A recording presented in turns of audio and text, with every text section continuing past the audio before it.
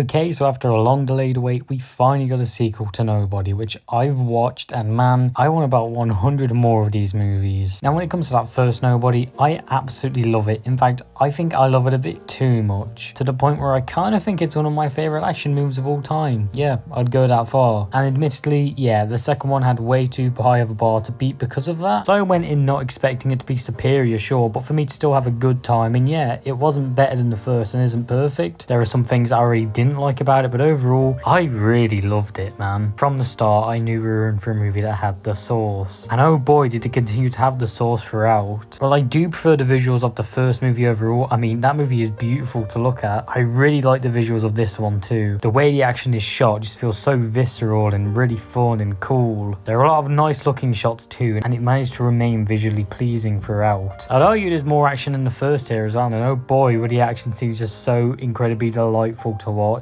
This movie is also way more comedic than the first, which for some won't work, and I didn't think it would work for me at all. But you know what? I don't know. I really loved that approach. Anytime it was trying to make me laugh, it absolutely worked and made me laugh. And it's not the typical MCU quippy humor. It's much more visual and situation-based humor. And I don't know, to me, it just really did work. It also gave the film a really campy vibe, which I think really wouldn't have worked if not for the fact it's clearly trying to take the template for something like National Lampoon's Vacation, but put a super bloody, super action-packed spin on it. Emphasis on bloody because along with more action, I'd argue it's more violent than the first, and feels like it's very much focused on doing bigger things, and this could have absolutely fell flat on its face, but they managed to make it work. Another thing I just have to glaze is the fact I don't feel like this is a rehash of the first at all. There are things that happen which sure mimic the first movie, but in terms of story I'd argue it's much different. Way more twists and turns this time around as well, and it really managed to keep you engaged throughout. I just love the characters of these movies as well, man. They're super fun to watch, and it managed to keep the theme of family from the first movie, which most of the main characters obviously play into, and I just appreciate that they kept that theme from the first movie and put it here. I also love the way this thing ended. I won't spoil it, but it does end in a way where there's a lot of interesting potential for sequels. With all that said though, there are like two things I dislike, and for one, when I said I love the characters, there is an exception, which unfortunately is the main villain. There was one scene with her I enjoyed overall, but I don't really know what they were going for here, and the performance from Sharon Stone, yep, definitely complements that because she did just feel kind of off. I also will say, while the movie is never not entertaining, it does hit a point very close to the climax where it does start to lose a bit of steam because of the weak villain. You know, during that moment where it's kind of the final standoff between Hutch and the main villain, it just doesn't really manage to hook you in. I think that's about it for the negatives though, because like I said, I really loved this. There is truly just something about these movies that is absolutely my kind of thing, and I just hope people show up to this movie so we can get a third one, because as I said, there's more stuff they can do and I just need more. And I'm going to give Nobody 2 a 9 out of 10.